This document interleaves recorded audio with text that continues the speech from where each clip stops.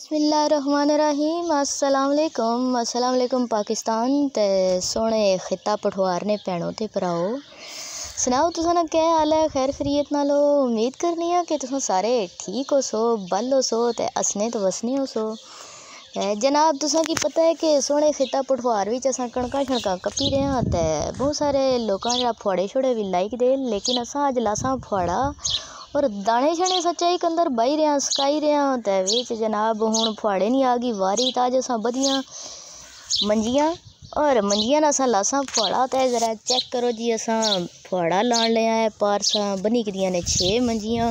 वैसे असां 7 मंजियां ना फुआड़ा लाने होने और इस बारी असां 6 मंजियां ना लान लिया और ये उसी कुछ जनाब इतना कुछ इसनी लेंथ सी और बाकी गल्लां नाल अगे होनियां रह सुन। पिछले साल वाला जो साड़ा फुआड़ा सा उसने विच रह गया पो इतना कि जो क्योंकि डंगर शंगर काफ़ी माल रखे हुए इसनी वजह नाल फिर जरा ना पो टांडा भी काफ़ी ज़्यादा रखना पैना। तो इस बारी जरा पो आ हलें तो कुछ पिया वा मेरे और कुछ जनाब असां घर किनी आया ढोई के ट्रालियां विच। ट्राली साड़ी अपनी है, ट्रैक्टर भी साड़ा अपना है अल्हम्दुलिल्लाह।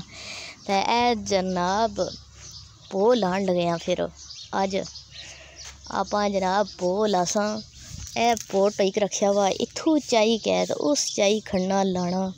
तो दुआ करे जी अज ठंडी ठंडी हवा भी चलनी है, मौसम भी जड़ा बड़ा खूबसूरत जा होया वा और इस खूबसूरत मौसम ने नाल जड़ा साड़ा कम भी बड़ा खूबसूरती नाल होई जाए। तो पो फुआड़ा लाने तक असां की दिओ इजाज़त। अगलियां गल्लां सुन बाद पाकिस्तान जिंदाबाद ते फी ईमानिल्लाह।